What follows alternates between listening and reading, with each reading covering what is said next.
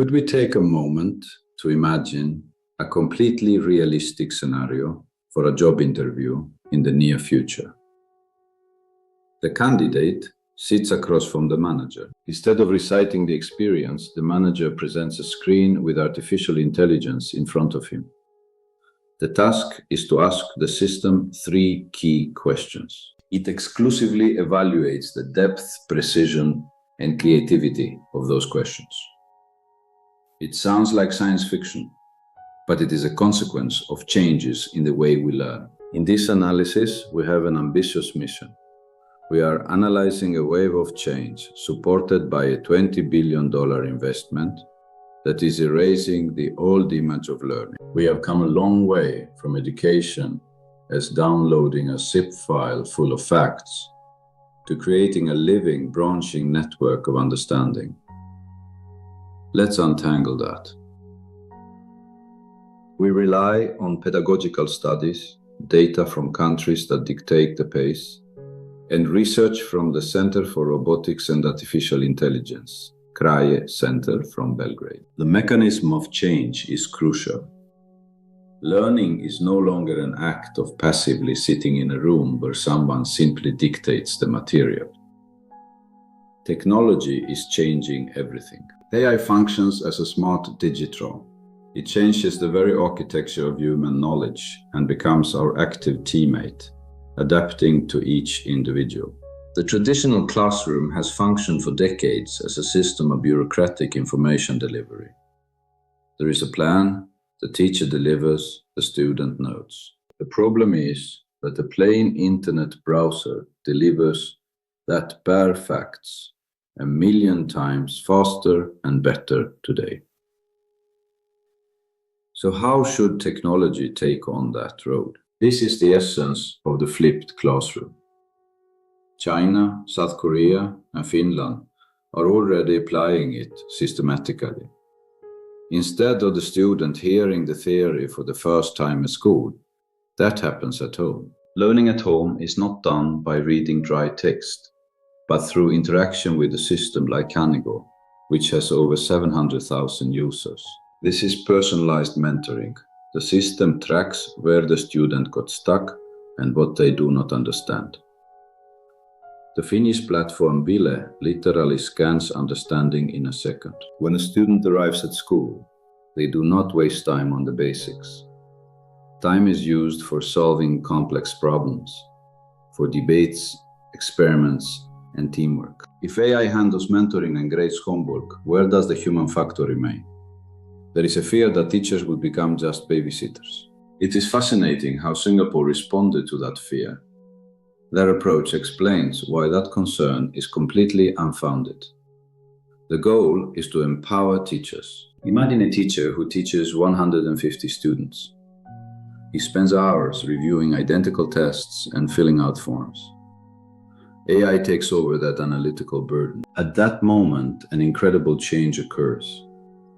The teacher is left with the time that was eaten up by paperwork, and the focus shifts to what is most important: empathy. The system can signal, this student solved the task correctly, but showed signs of frustration and took 3 times longer.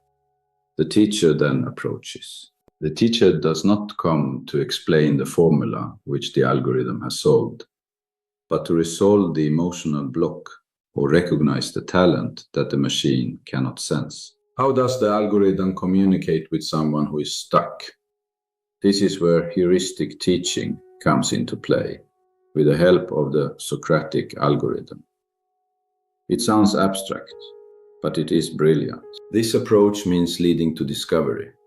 Instead of the system saying, this is a fact, it is programmed to act as if it is ignorant or curious.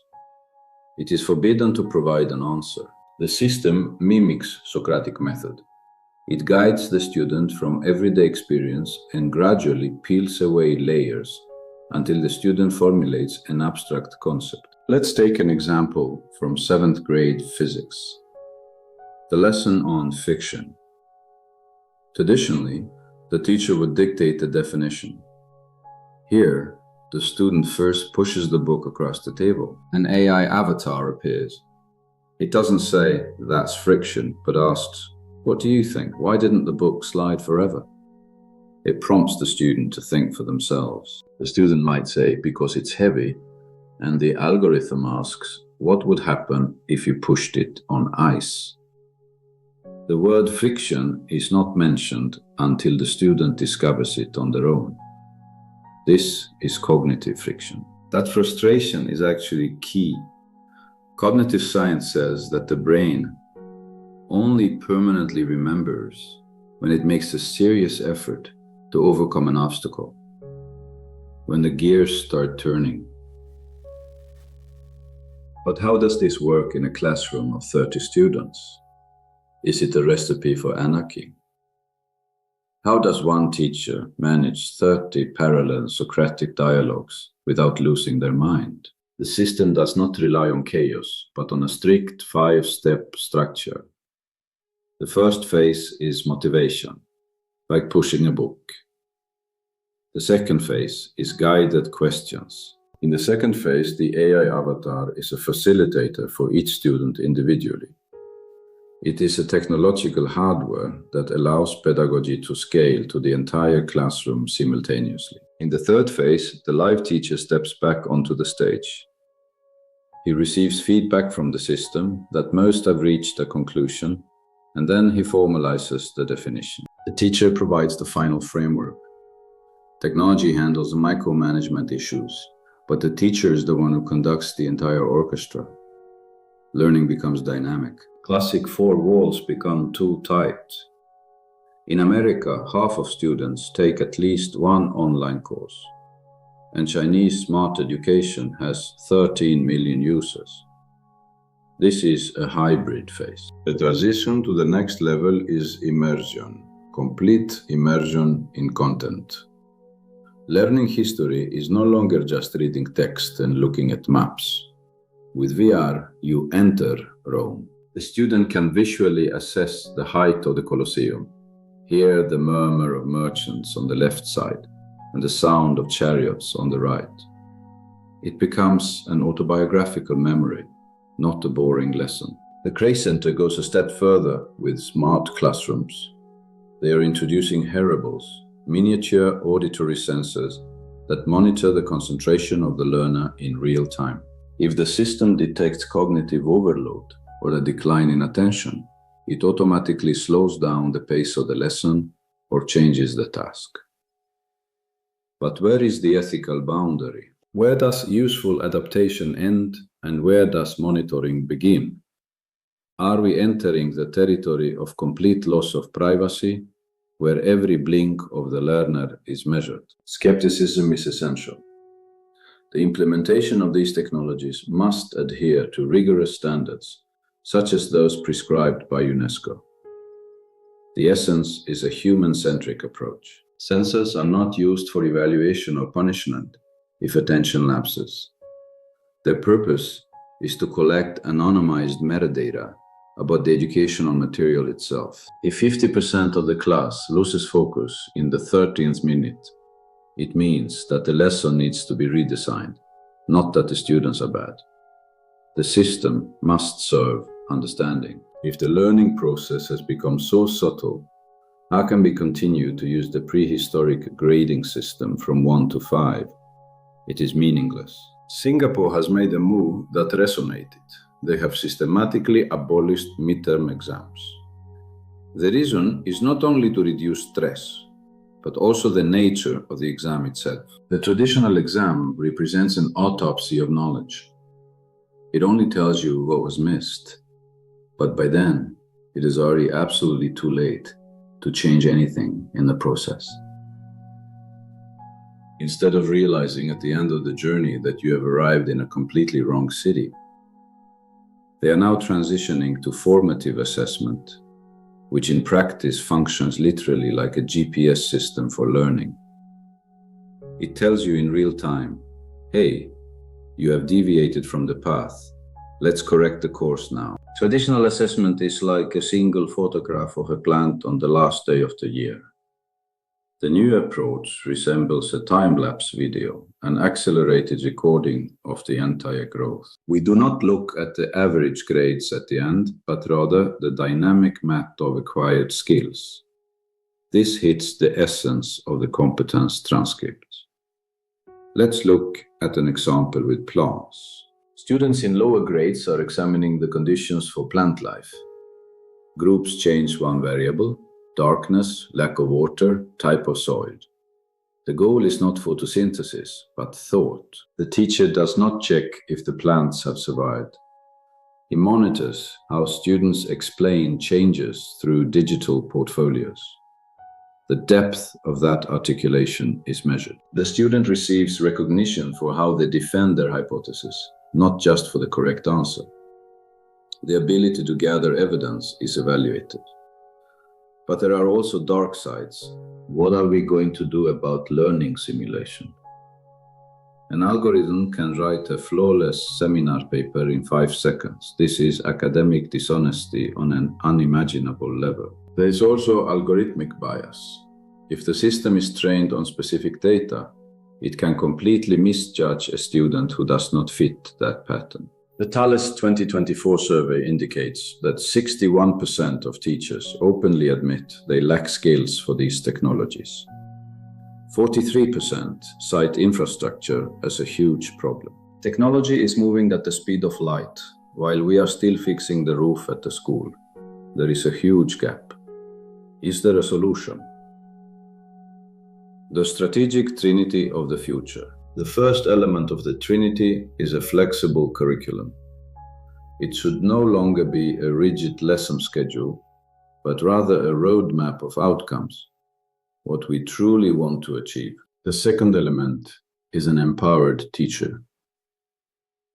Not the one who bans phones, but the one who becomes the main architect of the learning process itself. He builds that space. The third element is the responsible application of AI with an awareness of biases. Technology is neutral. It is just a tool. Like a hammer, it depends on who is holding it. A hammer has no morals. You can use it to build a roof, but you can also use it to break a window. That's why training for teachers is absolutely crucial. Cray Center does that. Center for Robotics and Artificial Intelligence from Belgrade has already conducted training for over 1,000 educational workers. They are teaching them to pedagogically navigate in the new ecosystem and recognize traps. In the end, it all comes down to man again. But it bothers me. If the system can solve equations or write essays faster, how can we prevent the empty head scenario? Technology must serve to liberate man and not to replace him. If a student uses AI only to finish homework faster, technology has defeated us. But if he uses it as a debate partner, providing him with sharp counter-arguments and forcing him to reconsider his logic, then human thought is enhanced. It deepens. In a world where data is immediately available, the teacher remains the undisputed moral compass. His task is not to teach what is true, but what is right. The task is to teach children how to select that sea of information, how to question what they read, and how to connect all that information into one meaningful whole. Technology is a mirror. Artificial intelligence is just one huge technological mirror of our own intentions.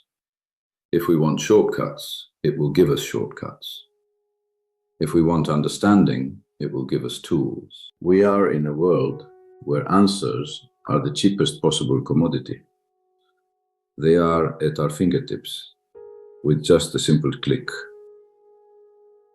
This changes the currency we trade in intellectually. The true skill of the future is no longer memorizing answers, but exclusively the ability to formulate the right question.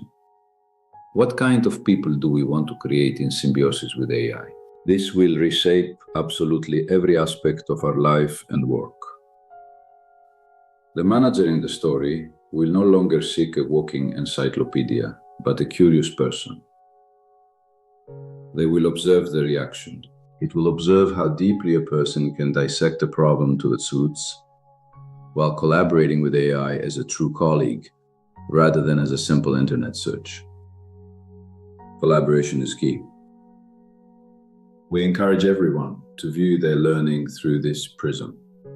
Never again see knowledge as a static warehouse, but exclusively as a living network that breathes. She must constantly adapt and, above all, question herself. That's it for this in-depth research. Thank you for your time. Until the next analysis.